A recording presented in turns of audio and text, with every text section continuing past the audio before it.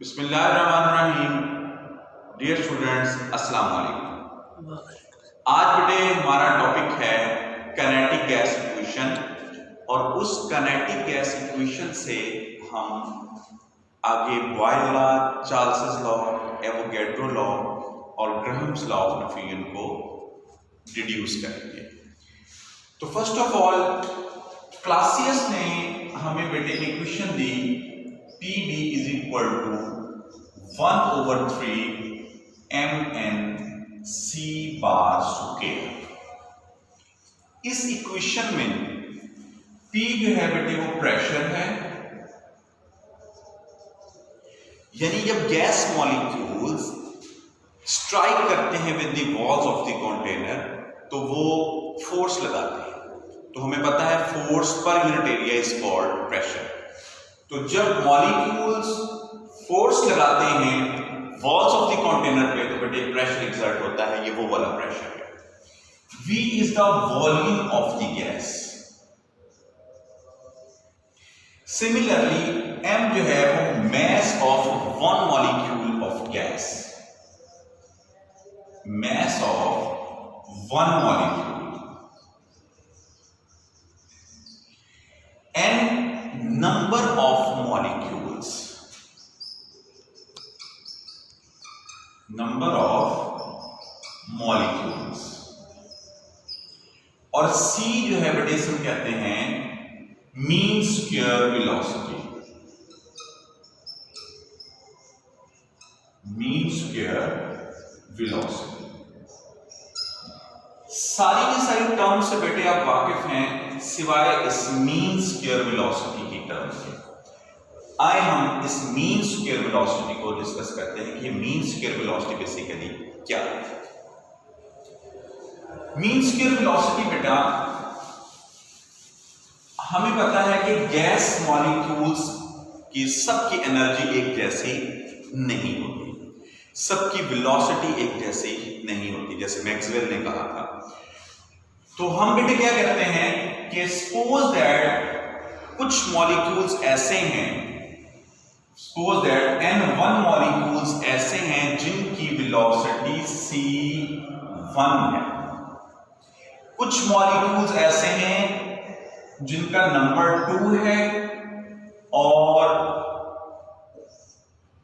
उनकी वेलोसिटी जो है वो c2 है।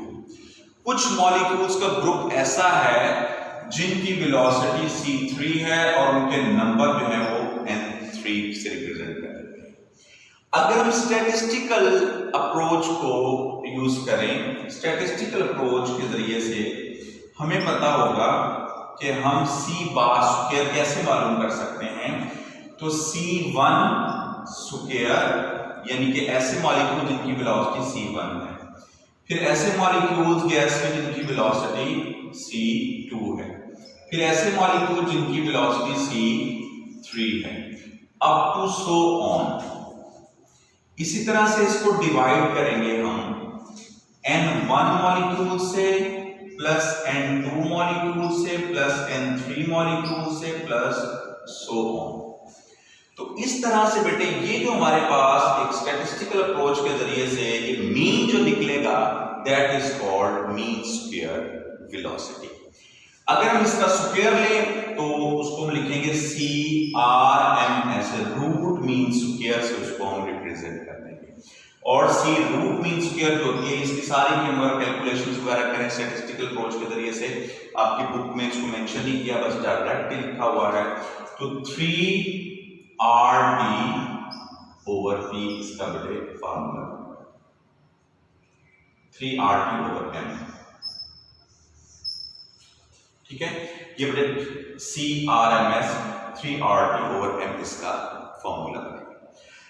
अब हम बेटे जो हमने इक्वेशन लिखी थी PV is equal to 1/3 mn C bar square, इसके जरिए से हम आगे अपने लॉज जो हैं Boyle law, Charles law, Avogadro law और ग्राहम्स लॉ ऑफ डिफ्यूजन उनको डिड्यूस करते हैं।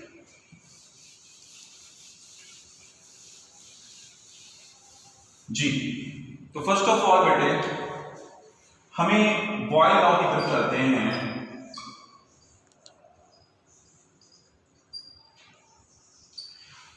बेटे हमने कैनेटिक मॉलिक्यूलर थ्योरी का एक लास्ट पोस्टुलेट पढ़ा था और वो पोस्टुलेट था कि kinetic energy of gas molecules is directly proportional to the absolute temperature. अगर बेटे हम कैनेटिक एनर्जी की इक्वेशन को जानते हैं तो हमें पता है कैनेटिक एनर्जी होती है हाफ mv स्क्वायर। ये कैनेटिक एनर्जी की जो है वो इक्वेशन है। अब इसमें जो v स्क्वायर है, चूंकि हम गैस के मॉलिक्यूल्स की बात कर रहे हैं और जब हम गैस के मॉलिक्यूल्स की बात करेंगे तो उस वक्त ये v स्क्वायर जो है ये रूट मीन स्क्वायर या मीन स्क्वायर वेलोसिटी में कन्वर्ट हो जाएगी c बार स्क्वायर। ठीक है। और m जो है बेटे वो एक बॉडी के लिए यूज होता है, एक बॉडी का मास।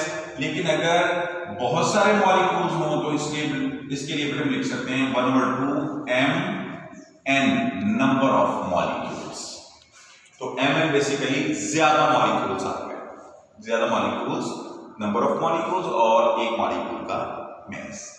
तो बेटे ये काइनेटिक एनर्जी बनेगी अकॉर्डिंग टू kMp किसी भी गैस मॉलिक्यूल्स की। डायरेक्टली प्रोपोर्शनल होगी बेटे ये टेम्परेचर के। अगर हम ये प्रोपोर्शनलिटी साइन खत्म करते हैं तो बेटे हमारे पास आएगा 1/2 mn c bar square is equal to kT। हमने कोई कांस्टेंट यूज कर दिया। इस इक्वेशन को बेटे हम नाम दे देते हैं इक्वेशन नंबर 1। अब हमने अभी काइनेटिक गैस इक्वेशन लिखी थी और वो क्या थी, PV is equal to 1/3 mn c bar square. अब बेटे इस इक्वेशन को अगर मैं 2 से मल्टीप्लाई भी कर दूं और 2 से डिवाइड भी कर दूं, क्यों 2 से मल्टीप्लाई और 2 से डिवाइड करेंगे, देखें हमें चाहिए 1/2। तो 1/2 यहां पर हमने किसी तरीके से लेके आना है। तो 1/2 अगर हम किसी इक्वेशन में लेके आना चाहते हैं तो हमें 2 से मल्टीप्लाई भी करना पड़ेगा, 2 से डिवाइड भी करना पड़ेगा। तो इस इक्वेशन को 1/3 में वैसे ही रहने देता हूं। इसी तरह से इसको मैंने 2 से मल्टीप्लाई भी किया और 2 से डिवाइड भी किया। तो mn c bar square. Mathematics में बेटे अगर हम दो ऑपोजिट ऑपरेशन करते हैं किसी भी चीज के अंदर, किसी भी इक्वेशन के अंदर, तो उससे कोई फर्क नहीं पड़ता। मतलब 2 से मल्टीप्लाई भी कर दिया, 2 से डिवाइड भी कर दिया। इसी तरह इसमें अगर हम सपोज दैट कि हम 2 से माइनस भी कर देते, 2 से प्लस भी कर देते, इसी में इक्वेशन में +2 -2 तब भी कोई फर्क नहीं था। तो इसलिए हमने 2 से मल्टीप्लाई भी किया और 2 से डिवाइड भी कर दिया। लेकिन जैसे हमने इसको 2 से डिवाइड किया है तो ये वाली चीज जो थी ये बेटे हमारे पास 1/2 mn c bar square kT के इक्वल आ गई। तो हम क्या करेंगे, यहाँ पर kT अप्लाई कर देते हैं। 2 1s are 2, 2/3 और इसकी जगह पर बेटे आ गया हमारे पास kT और ये हमारे पास आ गया PV। अब बेटे यहाँ पर 2 कांस्टेंट वैल्यू है, 3 भी कांस्टेंट वैल्यू है, k भी कांस्टेंट है और बॉयल लॉ में हमें पता है कि टेम्परेचर भी कांस्टेंट होता है। तो जब टेम्परेचर कांस्टेंट हो जाएगा बॉयल लॉ में तो ये सारा फैक्टर इस तरफ वाला ये सारा ही कांस्टेंट हो जाएगा। तो जब ये सारा ही कांस्टेंट हो गया तो हम लिख सकते हैं PV is equal to constant. Book वाले ने इसको k डैश से रिप्रेजेंट कर दिया, एक नया कांस्टेंट। इस k डैश का मतलब ये वाला कांस्टेंट इस वाले कांस्टेंट से डिफरेंट है। तो PV is equal to constant. तो यही हमारे पास बॉयल लॉ है। तो हमने काइनेटिक गैस इक्वेशन से बॉयल लॉ को प्रूव कर लिया और डिड्यूस कर दिया। इसी तरह से बेटे हम चार्ल्स लॉ को भी कर सकते हैं। चार्ल्स लॉ में again 1/2 mn c bar square directly proportional है टेम्परेचर के, राइट बेटा। अब इसमें भी हम इस प्रोपोर्शनैलिटी साइन को खत्म करेंगे तो हमारे पास आएगा mn c bar square is equal to kT। इसको इक्वेशन नंबर 1 कह दिया हमने। अब काइनेटिक गैस इक्वेशन है PV is equal to 1/3 mn c bar square. अब इस इक्वेशन को अगर हम 2 से मल्टीप्लाई भी कर दें और 2 से डिवाइड भी कर दें तो P V is equal to, ये मैंने 2 से मल्टीप्लाई कर दिया और ये मैंने 2 से इसको डिवाइड कर दिया, तो एम एन सी बार स्क्वायर। अब 1/2 M N C bar square equation number 1 के हिसाब से देखें तो बेटे ये के डी के इक्वल है, तो यहां पर इसकी जगह पर हम के डी की पुट कर सकते हैं 2/3 के टी, तो ये हमारे पास आ गया पी वी। अब अगर यहां से हम पी को इस तरफ ले जाएं तो v इज इक्वल टू 2/3 के over T multiply by T. Charles law में बेटे हमें पता है कि प्रेशर कांस्टेंट होता है, तो चार्ल्स लॉ में प्रेशर कांस्टेंट होगा तो बेटा 2 भी कांस्टेंट है, k भी कांस्टेंट, v भी कांस्टेंट है, 3 भी कांस्टेंट, तो ये सारा फैक्टर की कांस्टेंट हो गया। तो बेटे हम लिख सकते हैं v is equal to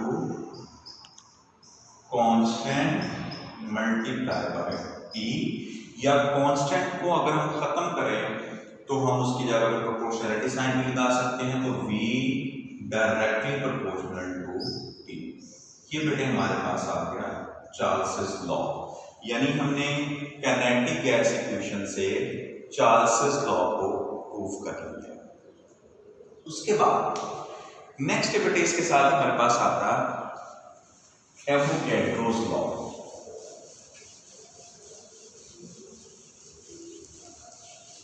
Avogadro's law में बेटे हम क्या पढ़ेंगे कि एवोगैड्रो क्या कहता है कि अगर आप equal volume of different gases ले लें और उनका टेम्परेचर सेम हो, वॉल्यूम सेम हो, तो उनके नंबर ऑफ मॉलिक्यूल्स भी सेम होंगे। तो हम बेटे क्या करते हैं, एवोगैड्रो लॉ को प्रूव करेंगे। तो हम सपोज कर लेते हैं कि हमारे पास 2 गैसेस हैं, एक को गैस नंबर 1 कह लेते हैं हम और एक गैस नंबर हमारे पास 2 है। गैस नंबर जो 1 है उसका मास मॉलिक्यूल का m1 है और उसके नंबर ऑफ मॉलिक्यूल्स n1 है और उसकी जो वेलोसिटी है वो c1 बार स्क्वायर है, मीन स्क्वायर वेलोसिटी। जो गैस 2 है उसमें अगर देखेंगे तो उसका मास m2 है, नंबर ऑफ मॉलिक्यूल्स n2 और c2 बार स्क्वायर है वो गैस नंबर 2 की वेलोसिटी होगी। अब हम दोनों गैसेस के लिए काइनेटिक गैस इक्वेशन रखते हैं, वॉल्यूम बेटे दोनों का सेम होगा, प्रेशर दोनों का सेम होगा, तो P V is equal to 1/3 m1 n1 c1 bar square और पी वी गैस 2 के लिए लिखें तो 1/3 m2 n2 c2 bar square. ठीक है बेटे। अब चूंकि दोनों इक्वेशंस हैं, इनकी एक साइड इक्वल है तो इनको इक्वलाइजिंग कर लें, इनकी इक्वलाइजिंग कर लें। इक्वलाइजिंग करेंगे तो बेटे हमारे पास एक साइड इक्वल है, दूसरी साइड भी इक्वल होगी, तो लिखेंगे 1/3 m1 n1 c1 bar square equal to 1/3 m2 n2 c2 bar square. यहां से बेटे 1/3 से कैंसिल हो जाएगा और हमारे पास जो इक्वेशन बन जाएगी वो बचेगी m1 n1 c1 bar square equal to m2 n2 c2 bar square. This is called equation number 1। अब इससे बेटे हम नेक्स्ट चलते हैं, तो नेक्स्ट है अगर हम इसी कोई भी गैस हो उसके पर मॉलिक्यूल की काइनेटिक एनर्जी की बात करें तो काइनेटिक एनर्जी पर मॉलिक्यूल बेटे होती है वो सेम होती है। क्यों? क्योंकि हमने कहा दोनों गैसेस का टेम्परेचर सेम है। जब दोनों गैसेस का टेम्परेचर सेम होगा तो उनके मॉलिक्यूल्स की एनर्जी भी सेम होगी, यानी कि पर मॉलिक्यूल अगर हम लेंगे, इसका एक मॉलिक्यूल, उसका अदर मॉलिक्यूल, इसका एक मॉलिक्यूल, उसका दूसरा मॉलिक्यूल, तो उनकी एनर्जीज भी सेम होंगी। तो हम लिख सकते हैं हाफ mc बार स्क्वायर। मैंने बेटे n नहीं लिखा, n ज्यादा नंबर ऑफ मॉलिक्यूल को रिप्रेजेंट करता है, लेकिन मैं यहां पर एक मॉलिक्यूल को ले रहा हूं, वन मॉलिक्यूल को। तो m1c1, तो चूंकि उनकी काइनेटिक टेम्परेचर सेम है, इसलिए पर मॉलिक्यूल उनकी काइनेटिक एनर्जी भी सेम होगी। तो बेटे यहां से ये दोनों कटते हैं, इक्वेशन हमारे पास बन गई m1c1 bar square equal to m2c2 bar square. इसको बेटे इक्वेशन नंबर हम 2 कहते हैं। अब हम इक्वेशन नंबर 1 को डिवाइड कर देते हैं इक्वेशन नंबर 2 से। तो फिर बेटे हमारे पास क्या आएगा, m1c1 bar square equal to m2n2c2 bar square. इसको डिवाइड किया बेटे हमने किससे, इक्वेशन नंबर 2 से। तो m1c1 बार स्क्वायर और m2c2 बार स्क्वायर, ये बेटे इससे कट जाएंगे और n1 इक्वल आ जाएगा n2 के, और ये बेटे हमारे पास एवोगैड्रो लॉ होता है, तो n1 इज इक्वल टू है n2 के। तो एवोगैड्रो ने यही कहा था कि अगर हमारे पास दो गैसेस हों तो उनका प्रेशर सेम हो, वॉल्यूम सेम हो, टेम्परेचर सेम हो, तो उनके वॉल्यूम सेम हो तो उनके नंबर ऑफ मॉलिक्यूल्स भी सेम होंगे। तो बेटा ये हमारे पास हो गया Avogadro's law. This is the end of our today's lecture. Thank you very much. अस्सलाम वालेकुम।